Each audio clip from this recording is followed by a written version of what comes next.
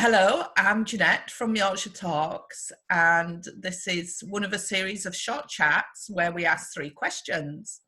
What's your story? What's your why?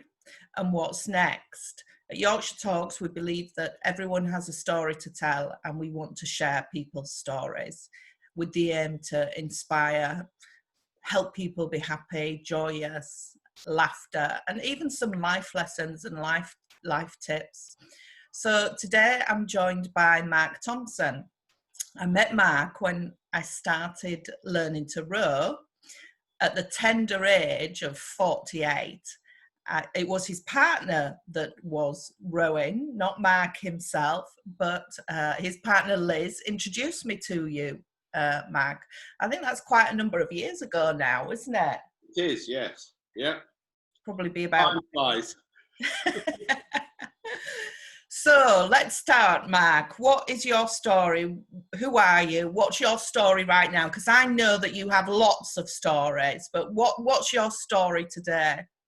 Well, Jeanette, my story today, I'm Mark Thompson, obviously, and my story today really is about having a novel published, which was my greatest ambition in life, really. And it's quite a long story, but I'll pray see it down as far as I can. But I started this book, it's here, it's now called Dust, about 20 years ago. And today I've worn a t-shirt from my favourite jazz club in London, best jazz club in the world, 606. And this t-shirt is as old as the book. And I've kept that for sort of associated reasons, really. And I started the book, it's changed title a couple of times. I started it about 20 years ago, and yeah, I just loved it. I've always written since I was a kid, basically. It was the thing that I enjoyed most at school, was writing sort of essays or stories in English. And even as a sort of teenager, I used to get on the bus to go into town. I'm from Stockton-on-Tees. And I would look at people on the bus, and I would just imagine things about them, and have a look at them and think, "You look like a murderer." So I'd write a little story, or I'd look at somebody else and think, "You've got a pocket full of diamonds. Where did you get those from?" I'd just invent something about them and then write a little story around it. And even as a teenager, I found characters and just people generally fascinating, and I've always loved stories about people. And I mean, most stories are about people, obviously, but about where the character is the central thing rather than an activity being the central thing. You get some things where there's I don't know, a nuclear bomb set to explode somewhere, and it's all about that thing. But my fascination has always been about the character who's going to try and stop the nuclear bomb going off or whatever. So I've always had that sort of real interest in it. And many years ago, I lived in London for 20 odd years, 30 years, whatever it was, and I had Dust in its then form to a publisher called Citron Press, and and I got a really good response from them, and they said, "Yeah, we love your story, we love your writing, we'd like to publish it. There's a few things wrong with kind of linear time, so you need to address those, do some edits, send it back to us, and we'll re-edit it again, and then we'll publish it." And I was so excited, and I thought, wow, brilliant. Yeah. And anyway, because I was busy with other things, and life goes on, and work full time and all that sort of stuff. And I finally had the edits done. It took me about 18 months to get everything as I wanted it. And I did a quick Google search, and they were at the Design Centre in Islington, and I thought, I'll just search and make sure they're still at the Design Centre. And the first thing I saw about them was an article from the Daily Telegraph website that said, "Citron Press goes under," and it was from a week before, and I thought, oh no, that's my opportunity gone. But my story really is one about perseverance, and I had it to loads of agents, and I got lots of very positive responses.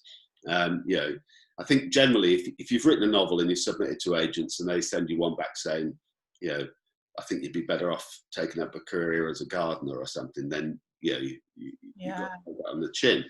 But everything I got was like, can I keep it for another 3 months? And, and then they come back and say, look, it's not really my genre, but I suggest you take it to this person. So it was always sort of very positive stuff.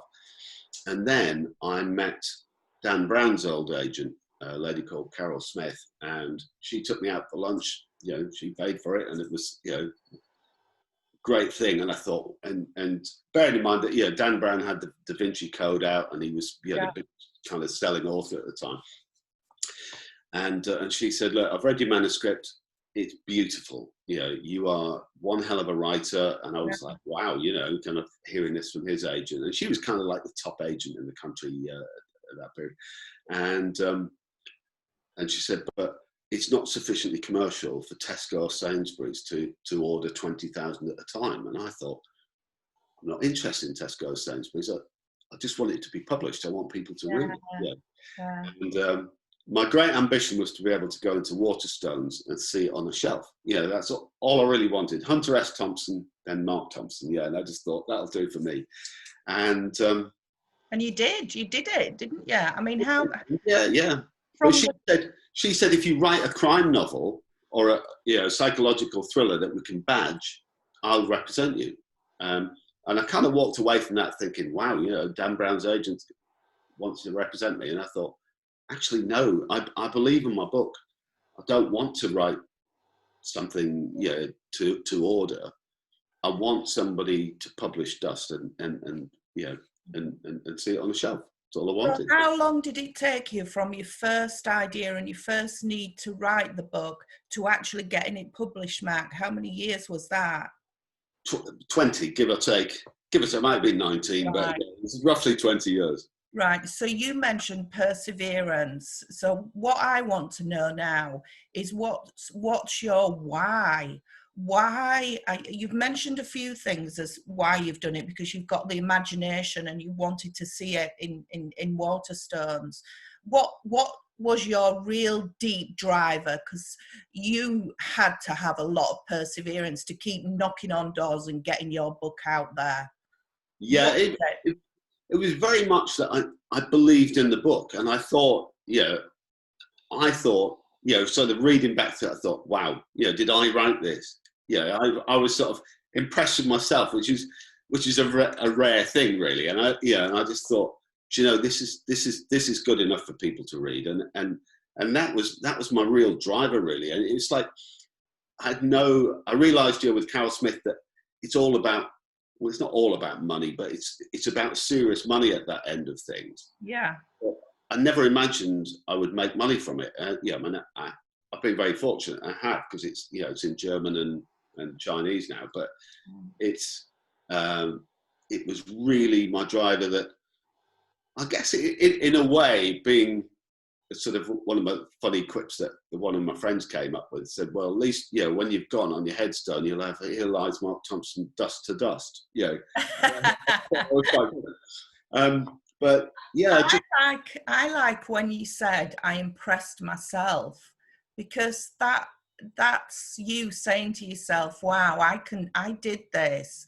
And I'm so proud of myself. And you should be proud of yourself, because that's success, and that's your success that you deserve, that you worked hard for. And I think, when we see that in people, it's such a lovely thing. It was your passion, really, I guess. Yeah, it was. And that's fairly well ties in with my publishers, Red Door, because it was about passion. Did I tell you that if your phone goes off, you have to donate to one of our charities? Yes, I don't you worry, I will, because that's what happened to me at my book launch at Waterstones in York. That everybody been told to turn their phone either off or onto silent, and then the phone started ringing when the interview had started, and it was mine. So you're a successful author now. Dust is out there. It's a bestseller. It's in Chinese. It's in German, other languages. It's a great read. What's next? What's your next thing? Tell us about that. This is good timing, because I've just submitted my new novel to the publishers last week, and basically it's set in a cemetery in Rome, and I've kind of fell on this a little bit because unfortunately my dad had died, and one of the things that he'd always said to me was, you've travelled so much and you've never been to Rome. You must go to Rome. And when he died unexpectedly, and I felt great loss for that. He was the most wonderful man I ever knew, and that was one of the sad things about the book. When it was published, my mum was so proud, and I thought my dad would have loved this, but he was a great motivator for me. My dad, he's great.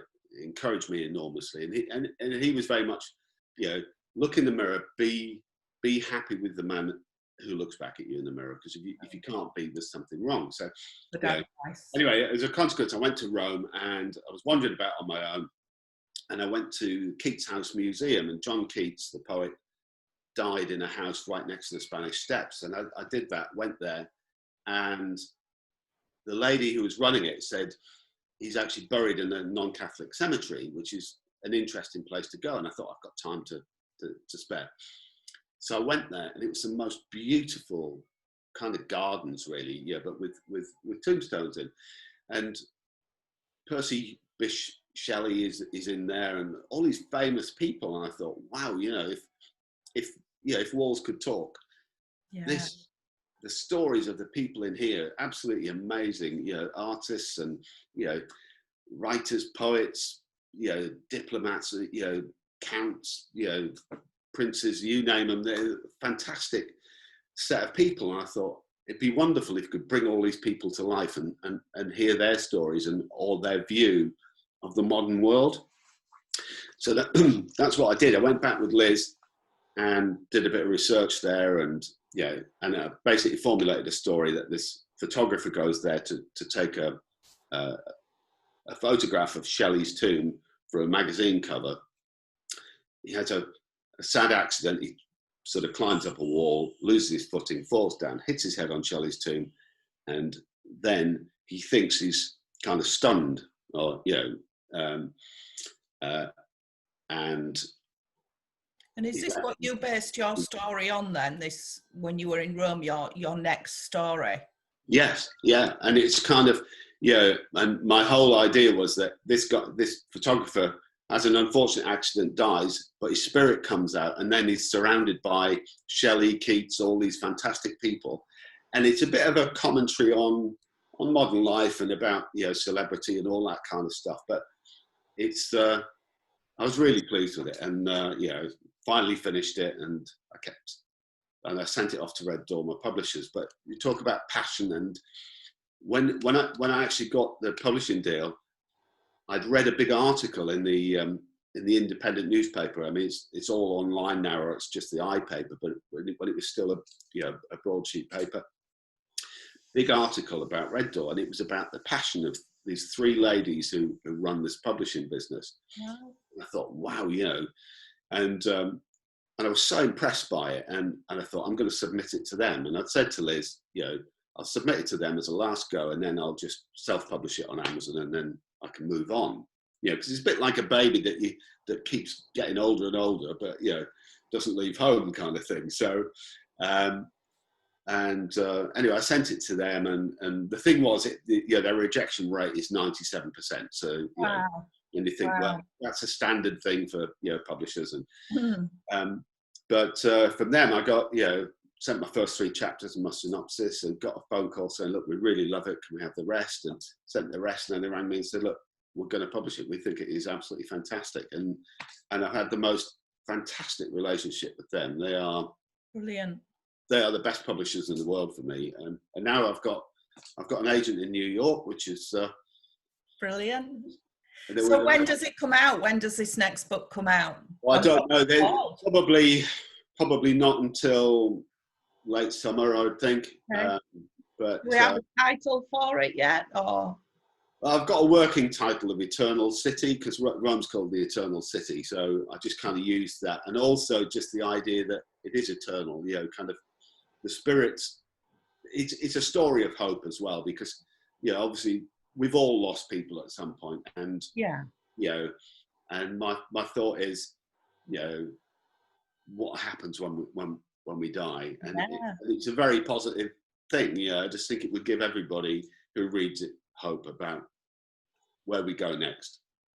Do you know, Mark, I could talk to you all day because you have lots of stories and you're a good talker, which is probably why you're a great author as well. I am a good talker. You know, I know that. Yeah, it's always said to me, you could talk the hind legs off a donkey. Yeah, but Oh, it's been great to chat with you. Thanks so much for sharing that with us. What a story. I mean, complete perseverance, complete passion. You kept on going over 20 years to get your story out there, and I really admire that. And I hope that, you know, that gives other people hope today who perhaps, you know, want to share their stories and, you know, even be authors. It can happen. yeah, one of the greatest things that was ever said to me, actually, one was by Carol Smith. I used to work in Kensington in London, and there was a Waterstones there, and I used to go to little events they had, and one was by Carol Smith, which is why I approached her in the first place, and another one was by Beryl Bainbridge, and Beryl Bainbridge was a great author, fantastic author, and at the end of it, they had a thing about questions. You want to ask a question, and to both of them, I said, if you could give one sentence of advice to any aspiring author, what would it be? And they both said exactly the same thing. And they said, finish your first novel or you'll never write a second. Wow. And that really struck with me as well. I thought, you know what? I am going to finish this. And I did. And I think that's the lesson. If you've got the passion and the idea to write, do it. None of us know how well we can write until we do it. And I think that's the thing. If you've got the passion to do it, just do it. Yeah, I think most people have a story and maybe a book in them, I guess. Everybody's got a book in them. I often think if I had one in me, everybody's got one. And the thing that you achieved was just, for me, incredibly inspiring. I just think, for millions of people, I've inspired a few dozen, but you've inspired millions. And it's just something very, very, I don't know, humbling to me as just one person to look at what you did, and just think, wow, where did that come from? It's not like you're gonna do a sponsored walk around the corner or something. I think 3 months at sea in those conditions, 2 hours on, 2 hours off, was just amazing. And we watched you every night on that tracking thing. This is your story, this is not my story. This is your story today. Yeah, it's all about passion and inspiration, isn't it? And, it is, and we all very much appreciate. We got a lot of support from you and Liz, and we very much appreciated that. Right. Mark, thank you so much for talking to us today. Thank you so much. Thank you to everyone else who's joined us. And if you have a story, please get in touch with us at Yorkshire Talks. It's info@yorkshiretalks.com. Thank you.